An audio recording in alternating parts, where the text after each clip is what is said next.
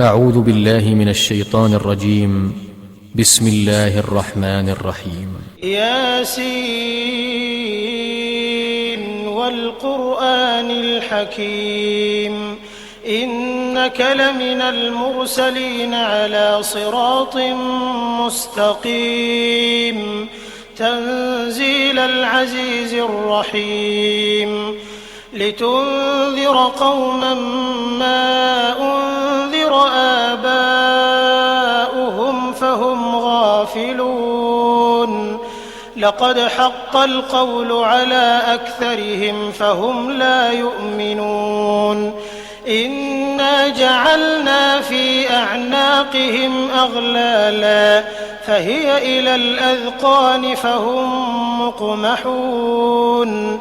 وجعلنا من بين أيديهم سدا ومن خلفهم سدا فأغشيناهم فهم لا يبصرون وسواء عليهم أأنذرتهم أم لم تنذرهم لا يؤمنون إنما تنذر من اتبع الذكر وخشي الرحمن بالغيب فبشره بمغفرة وأجر كريم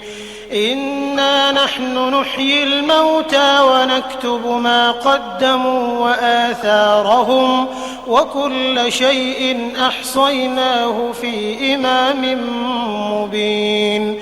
واضرب لهم مثلا أصحاب القرية إذ جاءها المرسلون إذ أرسلنا إليهم 2 فكذبوهما فعززنا بثالث فقالوا إنا إليكم مرسلون قالوا ما أنتم إلا بشر مثلنا وما أنزل الرحمن من شيء إن أنتم إلا تكذبون قالوا ربنا يعلم إنا إليكم لمرسلون وما علينا إلا البلاغ المبين قالوا إنا تطيرنا بكم لئن لم تنتهوا لنرجمنكم وليمسنكم منا عذاب أليم قالوا طائركم معكم أئن ذكرتم بل أنتم قوم مسرفون وجاء من أقصى المدينة رجل يسعى قال يا قوم اتبعوا المرسلين اتبعوا من لا يسألكم أجرا وهم مهتدون وما لي لا أعبد الذي فطرني وإليه ترجعون أأتخذ من دونه آلهة إن يردني الرحمن بضر لا تغن عني شفاعتهم شيئا ولا ينقذون إني إذا لفي ضلال مبين إني آمنت بربكم فاسمعون قيل ادخل الجنة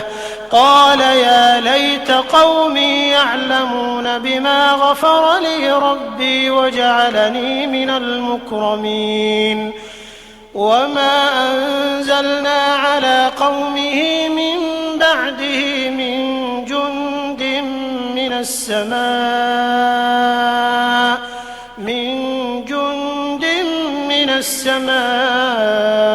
وما كنا منزلين إن كانت إلا صيحة واحدة فإذا هم خامدون يا حسرة على العباد ما يأتيهم من رسول إلا كانوا به يستهزئون ألم يروا كم أهلكنا قبلهم من القرون أنهم إليهم لا يرجعون وإن كل لما جميع لدينا محضرون وآية لهم الأرض الميتة أحييناها وأخرجنا منها حبا فمنه يأكلون وجعلنا فيها جنات من نخيل وأعناب وفجرنا فيها من العيون ليأكلوا من ثمره وما عملته أيديهم أفلا يشكرون سبحان الذي خلق الأزواج كلها مما تنبت الأرض ومن أنفسهم ومما لا يعلمون وآية لهم الليل نسلخ منه النهار فإذا هم مظلمون والشمس تجري لمستقر لها ذلك تقدير العزيز العليم والقمر قدرناه منازل حتى عاد كالعرجون القديم لا الشمس ينبغي لها أن تدرك القمر ولا الليل سابق النهار وكل في فلك يسبحون وآية لهم أنا حملنا ذريتهم في الفلك المشحون وخلقنا لهم من مثله ما يركبون وإن نشأ نغرقهم فلا صريخ لهم ولا هم ينقذون إلا رحمة منا ومتاعا إلى حين وإذا قيل لهم اتقوا ما بين أيديكم وما خلفكم لعلكم ترحمون وما تأتيهم من آية من آيات ربهم إلا كانوا عنها معرضين وإذا قيل لهم أنفقوا مما رزقكم الله قال الذين كفروا للذين آمنوا أنطعم من لو يشاء الله أطعمه إن أنتم إلا في ضلال مبين ويقولون متى هذا الوعد إن كنتم صادقين ما ينظرون إلا صيحة واحدة تأخذهم وهم يخصمون فلا يستطيعون توصية ولا إلى أهلهم يرجعون ونفخ في الصور فإذا هم من الأجداث إلى ربهم ينسلون قالوا يا ويلنا من بعثنا من مرقدنا هذا ما وعد الرحمن وصدق المرسلون إن كانت إلا صيحة واحدة فإذا هم جميع لدينا محضرون فاليوم لا تظلم نفس شيئا ولا تجزون إلا ما كنتم تعملون إن أصحاب الجنة اليوم في شغل فاكهون هم وأزواجهم في ظلال على الأرائك متكئون لهم فيها فاكهة ولهم ما يدعون سلام قولا من رب رحيم وامتازوا اليوم أيها المجرمون ألم أعهد إليكم يا بني آدم ألا تعبدوا الشيطان إنه لكم عدو مبين وأن اعبدوني هذا صراط مستقيم ولقد أضل منكم جبلا كثيرا أفلم تكونوا تعقلون هذه جهنم التي كنتم توعدون اصلوها اليوم بما كنتم تكفرون اليوم نختم على أفواههم وتكلمنا أيديهم وتشهد أرجلهم بما كانوا يكسبون ولو نشاء لطمسنا على أعينهم فاستبقوا الصراط فأنى يبصرون ولو نشاء لمسخناهم على مكانتهم فما استطاعوا مضيا ولا يرجعون ومن نعمره ننكسه في الخلق أفلا يعقلون وما علمناه الشعر وما ينبغي له إن هو إلا ذكر وقرآن مبين لينذر من كان حيا ويحق القول على الكافرين أولم يروا أنا خلقنا لهم مما عملت أيدينا أنعاما فهم لها مالكون وذللناها لهم فمنها ركوبهم ومنها يأكلون ولهم فيها منافع ومشارب أفلا يشكرون واتخذوا من دون الله آلهة لعلهم ينصرون لا يستطيعون نصرهم وهم لهم جند محضرون فلا يحزنك قولهم إنا نعلم ما يسرون وما يعلنون أولم ير الإنسان أنا خلقناه من نطفة فإذا هو خصيم مبين وضرب لنا مثلا ونسي خلقه قال من يحيي العظام وهي رميم قل يحييها الذي أنشأها أول مرة وهو بكل خلق عليم الذي جعل لكم من الشجر الأخضر نارا فإذا أنتم منه توقدون أوليس الذي خلق السماوات والأرض بقادر على أن يخلق مثلهم بلى وهو الخلاق العليم إنما أمره إذا أراد شيئا أن يقول له كن فيكون فسبحان الذي بيده ملكوت كل شيء وإليه ترجعون أعوذ بالله من الشيطان الرجيم بسم الله الرحمن الرحيم إذا وقعت الواقعة ليس لوقعتها كاذبة خافضة رافعة إذا رجت الأرض رجا وبست الجبال بسا فكانت هباء منبثا وكنتم أزواجا ثلاثة فأصحاب الميمنة ما أصحاب الميمنة وأصحاب المشأمة ما أصحاب المشأمة والسابقون السابقون أولئك المقربون في جنات النعيم ثلة من الأولين وقليل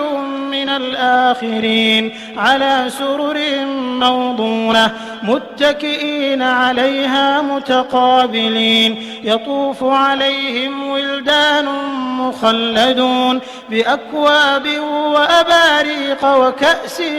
من معين لا يصدعون عنها ولا ينزفون وفاكهة مما يتخيرون ولحم طير مما يشتهون وحور عين كأمثال اللؤلؤ المكنون جزاء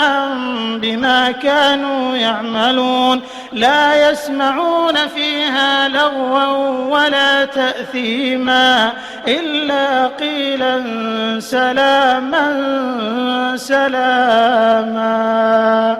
وأصحاب اليمين ما أصحاب اليمين في سدر مخضود وطلح منضود وظل ممدود وماء مسكوب وفاكهة كثيرة لا مقطوعة ولا ممنوعة وفرش مرفوعة إنا أنشأناهن إنشاء فجعلناهن أبكارا عربا أترابا لأصحاب اليمين ثلة من الأولين وثلة من الآخرين. وأصحاب الشمال ما أصحاب الشمال في سموم وحميم وظل من يحموم لا بارد ولا كريم إنهم كانوا قبل ذلك مترفين وكانوا يصرون على الحنث العظيم وكانوا يقولون أئذا متنا وكنا ترابا وعظاما أئنا لمبعوثون أو آباؤنا الأولون قل إن الأولين والآخرين لمجموعون إلى ميقات يوم معلوم ثم إنكم أيها الضالون المكذبون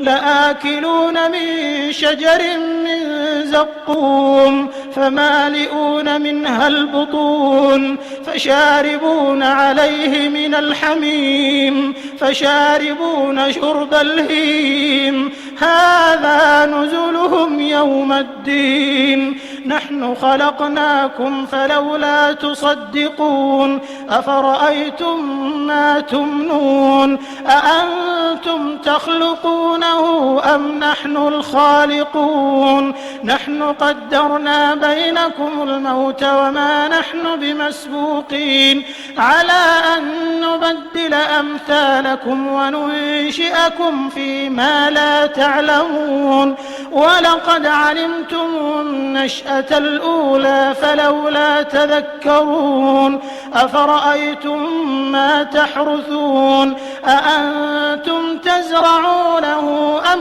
نحن الزارعون لو نشاء لجعلناه حطاما فظلتم تفكهون إنا لمغرمون بل نحن محرومون أفرأيتم الماء الذي تشربون أأنتم أنزلتموه من المزن أم نحن المنزلون لو نشاء جعلناه أجاجا فلولا تشكرون أفرأيتم النار التي تورون أأنتم أنشأتم شجرتها أم نحن المنشئون نحن جعلناها تذكرة ومتاعا للمقوين فسبح باسم ربك العظيم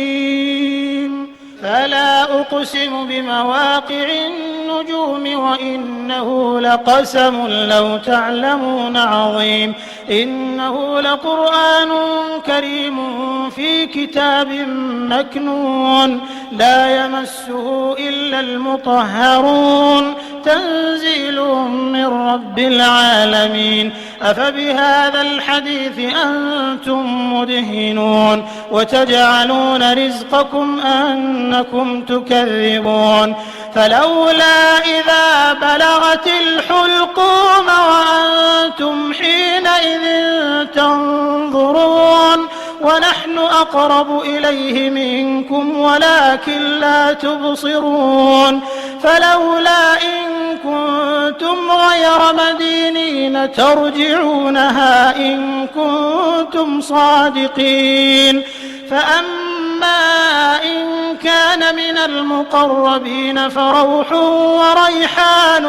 وجنة نعيم. وأما إن كان من أصحاب اليمين فسلام لك من أصحاب اليمين. وأما إن كان من المكذبين الضالين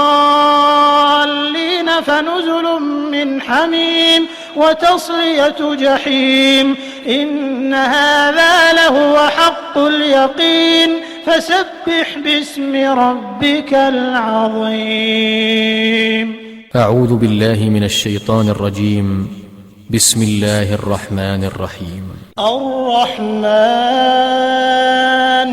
علم القرآن خلق الإنسان علمه البيان. الشمس والقمر بحسبان والنجم والشجر يسجدان. والسماء رفعها ووضع الميزان ألا تطغوا في الميزان وأقيموا الوزن بالقسط ولا تخسروا الميزان. والأرض وضعها للأنام فيها فاكهة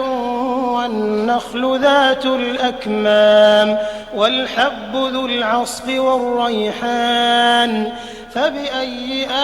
آلاء ربكما تكذبان. خلق الإنسان من صلصال كالفخار وخلق الجان من مارج من نار. فبأي آلاء ربكما تكذبان. رب المشرقين ورب المغربين. فبأي آلاء ربكما تكذبان. مرج البحرين يلتقيان بينهما برزخ لا يبغيان. فبأي آلاء ربكما تكذبان. يخرج منهما اللؤلؤ والمرجان. فبأي آلاء ربكما تكذبان. وله الجوار المنشآت في البحر كالأعلام. فبأي آلاء ربكما تكذبان. كل من عليها فان ويبقى وجه ربك ذو الجلال والإكرام. فبأي آلاء ربكما تكذبان. يسأله من في السماوات والأرض كل يوم هو في شأن. فبأي آلاء ربكما تكذبان. سنفرغ لكم أيها الثقلان. فبأي آلاء ربكما تكذبان. يا معشر الجن والإنس إن استطعتم أن تنفذوا من أقطار السماوات والأرض فانفذوا لا تنفذون إلا بسلطان. فبأي آلاء ربكما تكذبان. يرسل عليكما شواظ من نار ونحاس فلا تنتصران. فبأي آلاء ربكما تكذبان. فإذا انشقت السماء فكانت وردة كالدهان. فبأي آلاء ربكما تكذبان. فيومئذ لا يسأل عن ذنبه إنس ولا جان. فبأي آلاء ربكما تكذبان. يعرف المجرمون بسيماهم بسيماهم فيؤخذ بالنواصي والأقدام فبأي آلاء ربكما تكذبان هذه جهنم التي يكذب بها المجرمون يطوفون بينها وبين حميم آن فبأي آلاء ربكما تكذبان ولمن خاف مقام ربه جنتان فبأي آلاء ربكما تكذبان ذواتا أفنان فبأي آلاء ربكما تكذبان فيهما عينان تجريان فبأي آلاء ربكما تكذبان فيهما من كل فاكهة زوجان فبأي آلاء ربكما تكذبان متكئين على فرش بطائنها من استبرق وجنى الجنتين دان فبأي آلاء ربكما تكذبان فيهن قاصرات الطرف لم يطمثهن إنس قبلهم ولا جان فبأي آلاء ربكما تكذبان كأنهن الياقوت والمرجان فبأي آلاء ربكما تكذبان هل جزاء الإحسان إلا الإحسان فبأي آلاء ربكما تكذبان ومن دونهما جنتان فبأي آلاء ربكما تكذبان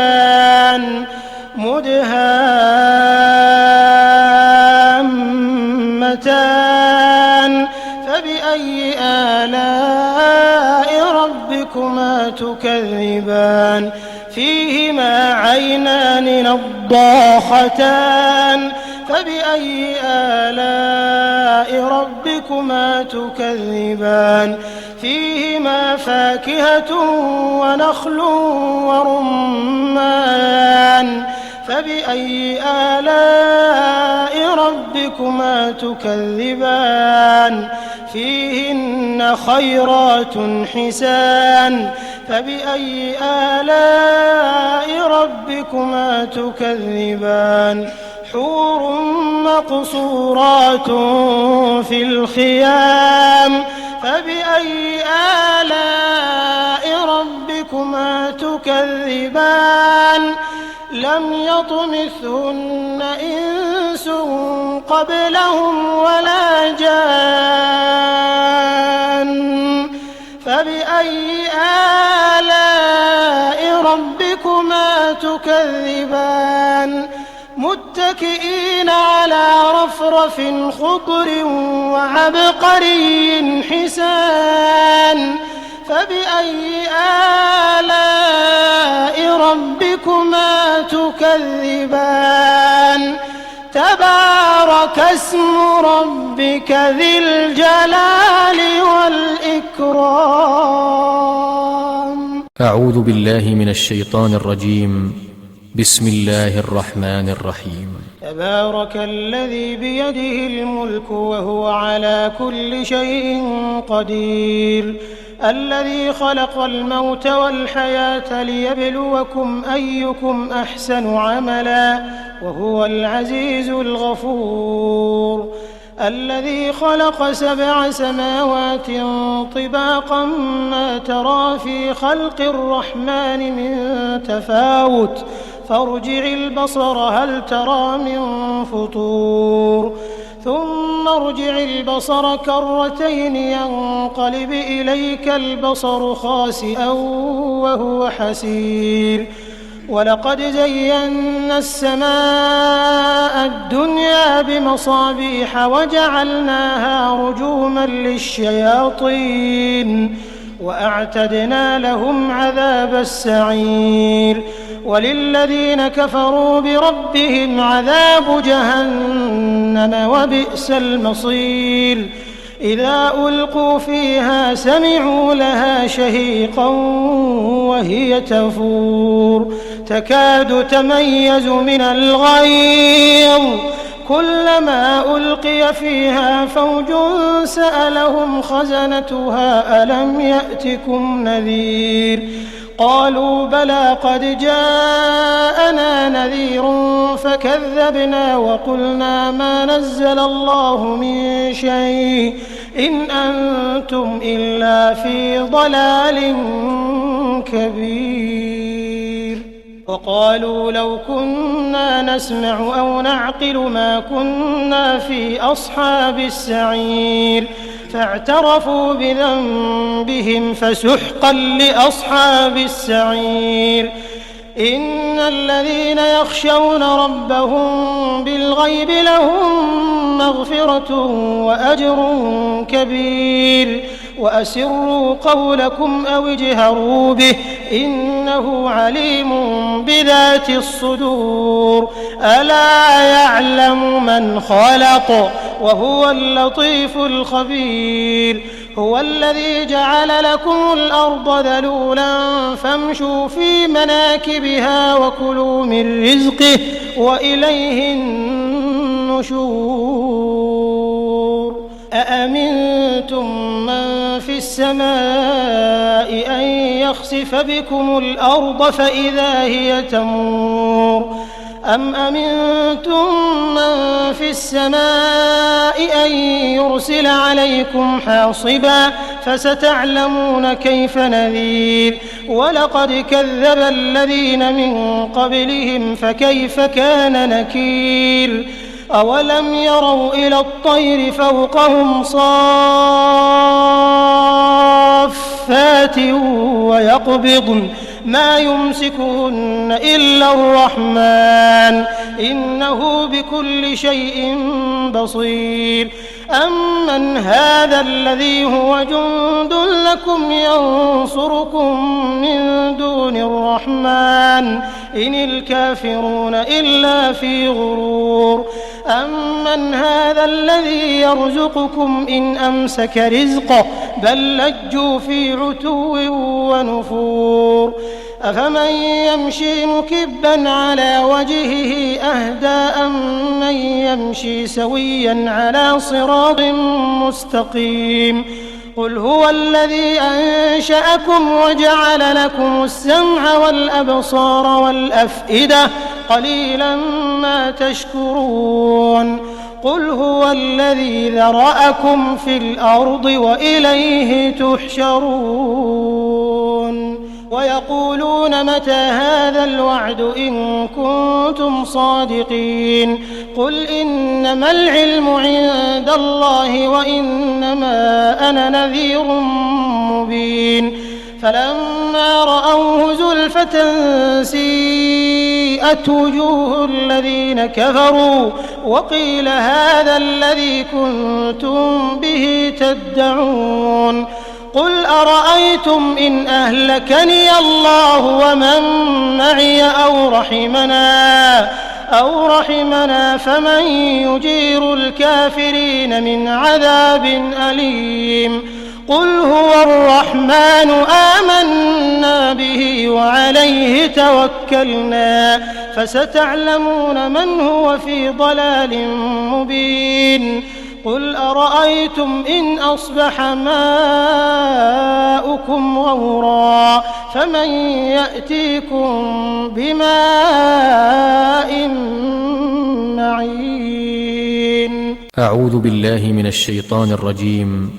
بسم الله الرحمن الرحيم. الحمد لله الذي أنزل على عبده الكتاب ولم يجعل له عوجا قيما لينذر بأسا شديدا من لدنه ويبشر المؤمنين الذين يعملون الصالحات أن لهم أجرا حسنا ماكثين فيه أبدا وينذر الذين قالوا اتخذ الله ولدا ما لهم به من علم ولا لآبائهم كبرت كلمة تخرج من أفواههم إن يقولون إلا كذبا فلعلك باخع نفسك على آثارهم إن لم يؤمنوا بهذا الحديث أسفا إنا جعلنا ما على الأرض زينة لها لنبلوهم أيهم أحسن عملا وإنا لجاعلون ما عليها صعيدا جرزا أم حسبت أن أصحاب الكهف والرقيم كانوا من آياتنا عجبا إذ أوى الفتية إلى الكهف فقالوا ربنا آتنا من لدنك رحمة وهيئ لنا من أمرنا رشدا فضربنا على آذانهم في الكهف سنين عددا ثم بعثناهم لنعلم أي الحزبين أحصى لما لبثوا أمدا نحن نقص عليك نبأهم بالحق إنهم فتية آمنوا بربهم وزدناهم هدى وربطنا على قلوبهم إذ قاموا فقالوا ربنا رب السماوات والأرض لن ندعو من دونه إلها لقد قلنا إذا شططا هؤلاء قومنا اتخذوا من دونه آلهة لولا يأتون عليهم بسلطان بين فمن أظلم ممن افترى على الله كذبا وإذ اعتزلتموهم وما يعبدون إلا الله فأووا إلى الكهف ينشر لكم ربكم من رحمته ويهيئ لكم من أمركم مرفقا وترى الشمس إذا طلعت تزاور عن كهفهم ذات اليمين وإذا غربت تقرضهم ذات الشمال وهم في فجوة منه ذلك من آيات الله من يهد الله فهو المهتد ومن يضلل فلن تجد له وليا مرشدا وتحسبهم أيقاظا وهم رقود ونقلبهم ذات اليمين وذات الشمال وكلبهم باسط ذراعيه بالوصيد لو اطلعت عليهم لوليت منهم فرارا ولملئت منهم رعبا وكذلك بعثناهم ليتساءلوا بينهم قال قائل منهم كم لبثتم قالوا لبثنا يوما أو بعض يوم قالوا ربكم أعلم بما لبثتم فبعثوا أحدكم بورقكم هذه إلى المدينة فلينظر أيها أزكى طعاما فليأتكم برزق منه وليتلطف ولا يشعرن بكم أحدا إنهم إن يظهروا عليكم يرجموكم أو يعيدوكم في ملتهم ولن تفلحوا إذا أبدا وكذلك أعثرنا عليهم ليعلموا أن وعد الله حق وأن الساعة لا ريب فيها إذ يتنازعون بينهم أمرهم فقالوا ابنوا عليهم بنيانا ربهم أعلم بهم قال الذين غلبوا على أمرهم لنتخذن عليهم مسجدا سيقولون 3 رابعهم كلبهم ويقولون 5 سادسهم كلبهم رجما بالغيب ويقولون 7 وثامنهم كلبهم قل ربي أعلم بعدتهم ما يعلمهم إلا قليل فلا تمار فيهم إلا مراء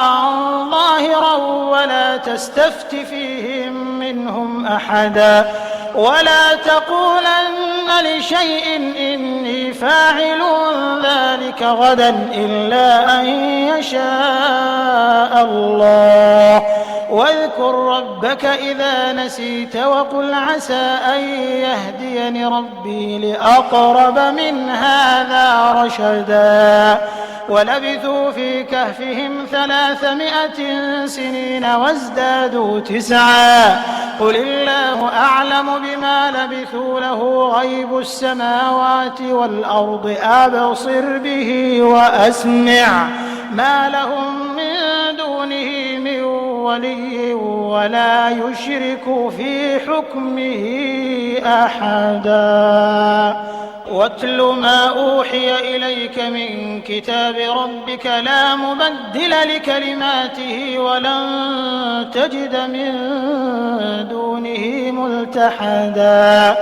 واصبر نفسك مع الذين يدعون ربهم بالغداة والعشي يريدون وجهه ولا تعد عيناك عنهم تريد زينة الحياة الدنيا ولا تطع من أغفلنا قلبه عن ذكرنا واتبع هواه وكان أمره فرطا وقل الحق من ربكم فمن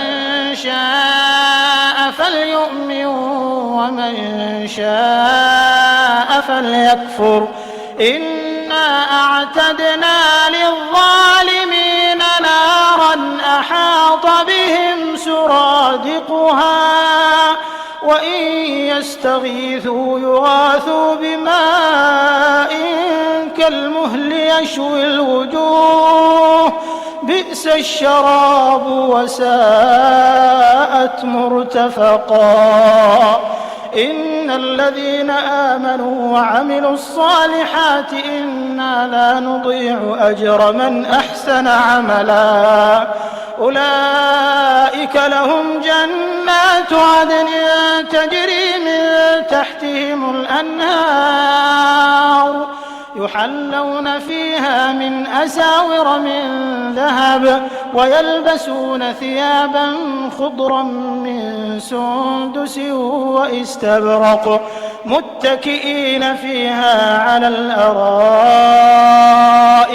نعم الثواب وحسنت مرتفقا واضرب لهم مثل الرجلين جعلنا لأحدهما جنتين من أعناب وحففناهما بنخل وجعلنا بينهما زرعا كلتا الجنتين آتت أكلها ولم تظلم منه شيئا وفجرنا خلالهما نهرا وكان له ثمر فقال لصاحبه وهو يحاوره أنا أكثر منك مالا وأعز نفرا ودخل جنته وهو ظالم لنفسه قال ما أظن أن تبيد هذه أبدا وما أظن الساعة قائمة ولئن رددت إلى ربي لأجدن خيرا منها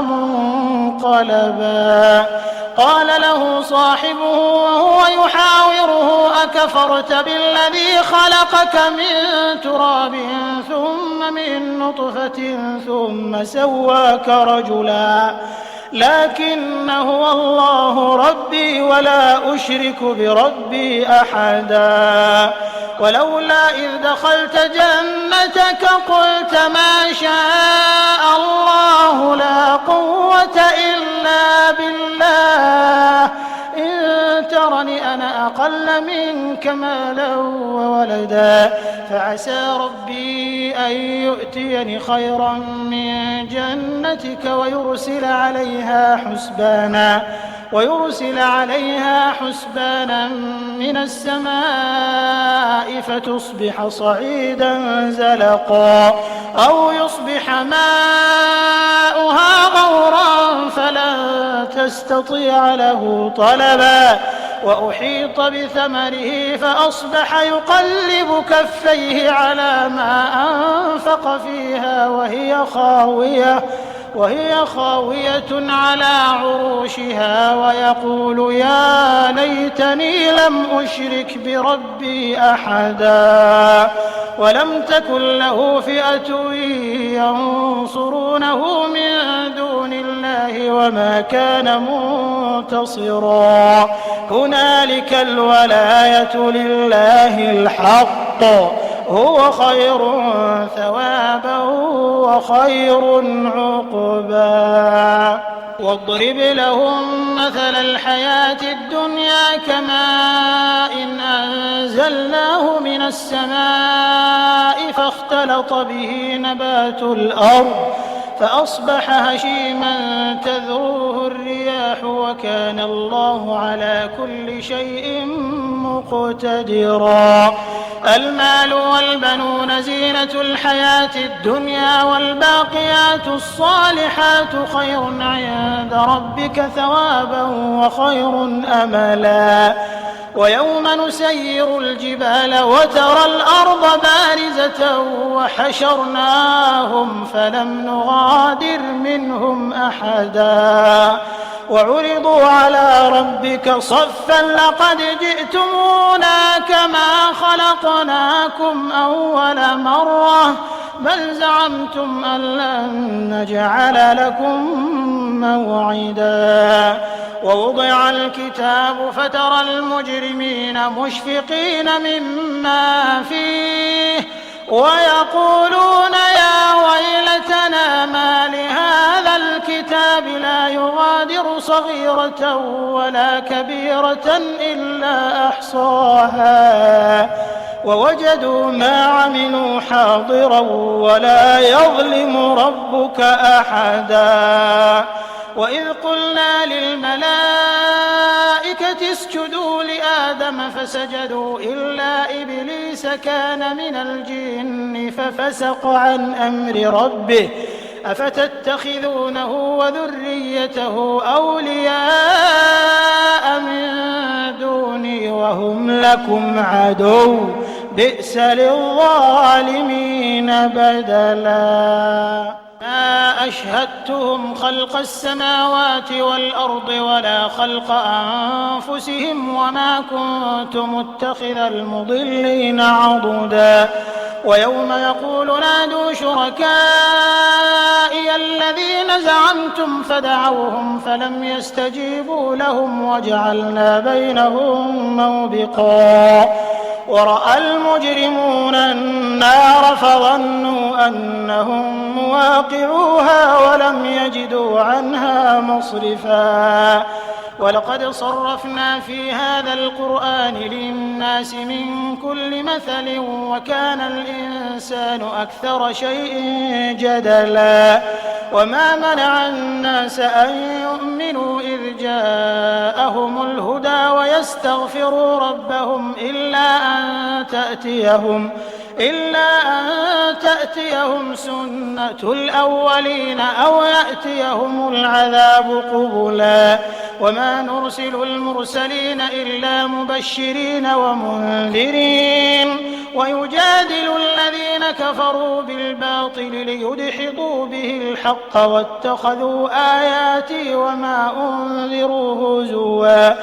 ومن أظلم ممن ذكر بآيات ربه فأعرض عنها ونسي ما قدمت يداه إنا جعلنا على قلوبهم أكنة أن يفقهوا وفي آذانهم وقرا وإن تدعهم إلى الهدى فلن يهتدوا إذا أبدا وربك الغفور ذو الرحمة وربك الغفور ذو الرحمة لو يؤاخذهم بما كسبوا لعجل لهم العذاب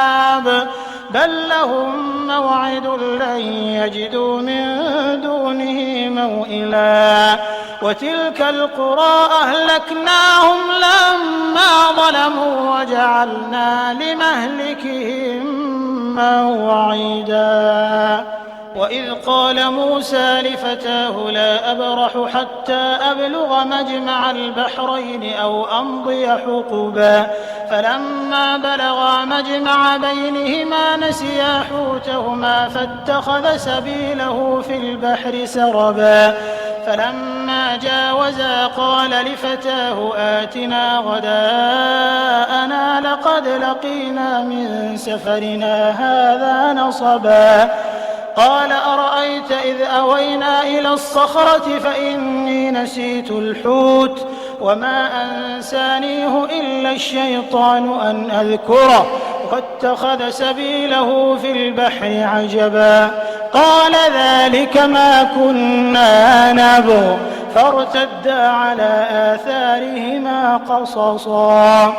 فوجدا عبدا من عبادنا آتيناه رحمة من عندنا وعلمناه من لدنا علما قال له موسى هل أتبعك على أن تعلمني مما علمت رشدا قال إنك لن تستطيع معي صبرا وكيف تصبر على ما لم تحط به خبرا قال ستجدني إن شاء الله صابرا ولا أعصي لك أمرا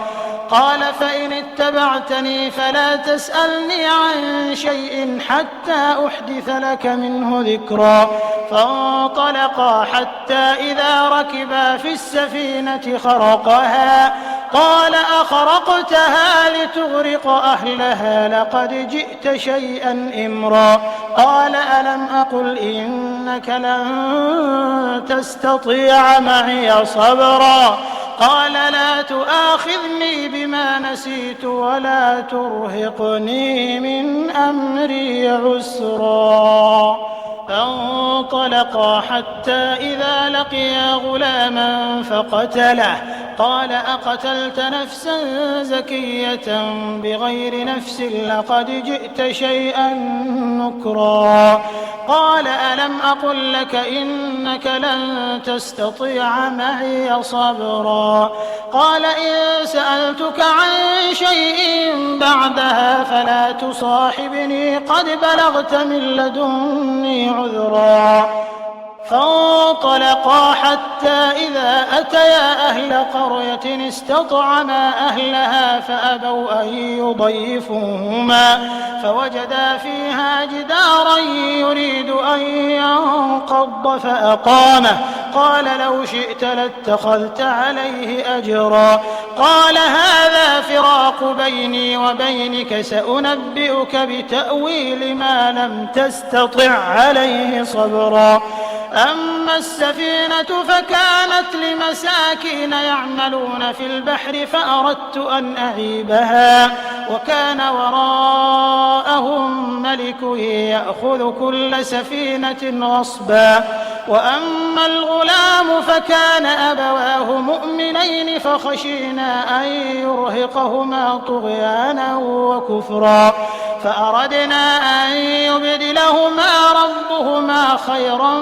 منه زكاة وأقرب رحما وأما الجدار فكان لغلامين يتيمين في المدينة وكان تحته كنز لهما وكان أبوهما صالحا فأراد ربك أن يبلغا أشدهما ويستخرجا كنزهما رحمة من ربك وما فعلته عن أمري ذلك تأويل ما لم تسطع عليه صبرا ويسألونك عن ذي القرنين قل سأتلو عليكم منه ذكرا إنا مكنا له في الأرض وآتيناه من كل شيء سببا فأتبع سببا حتى إذا بلغ مغرب الشمس وجدها تغرب في عين حمئة ووجد عندها قوما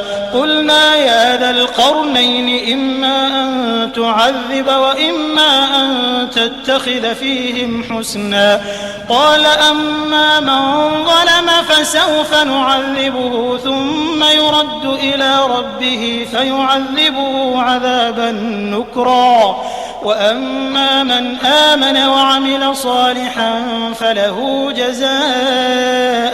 الحسنى وسنقول له من أمرنا يسرا ثم أتبع سببا حتى إذا بلغ مطلع الشمس وجدها تطلع على قوم لم نجعل لهم من دونها سترا كذلك وقد أحطنا بما لديه خبرا ثم أتبع سببا حتى إذا بلغ بين السدين وجد من دونهما قوما لا يكادون يفقهون قولا قالوا يا ذا القرنين إن يأجوج ومأجوج مفسدون في الأرض فهل نجعل لك خرجا على أن تجعل بيننا وبينهم سدا قال ما مكني فيه ربي خير فأعينوني بقوة أجعل بينكم وبينهم ردما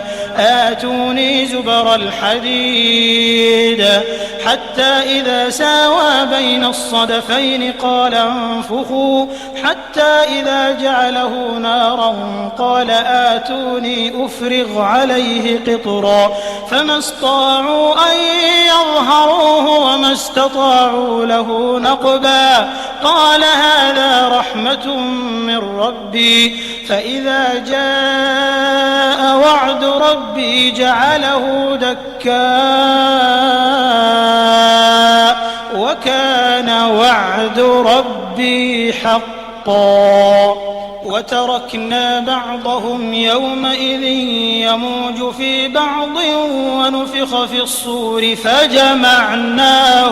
جمعا وعرضنا جهنم يومئذ للكافرين عرضا الذين كانت أعينهم في غطاء عن ذكري وكانوا لا يستطيعون سمعا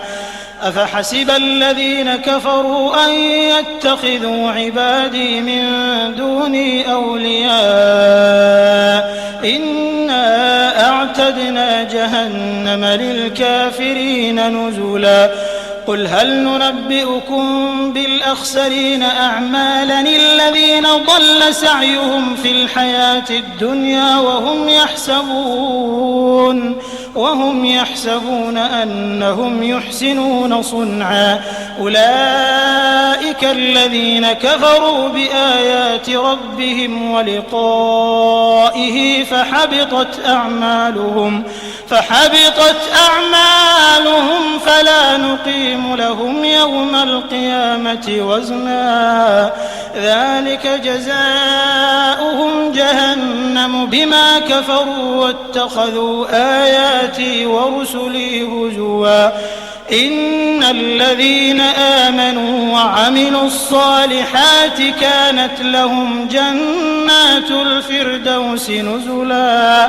خالدين فيها لا يبغون عنها حولا قل لو كان البحر مدادا لكلمات ربي لنفد البحر قبل أن تنفد كلمات ربي ولو جئنا بمثله مددا قل إنما أنا بشر مثلكم يوحى إلي أنما إلهكم إله واحد فمن كان يرجو لقاء ربه فليعمل عملا صالحا ولا يشرك بعبادة ربه أحدا.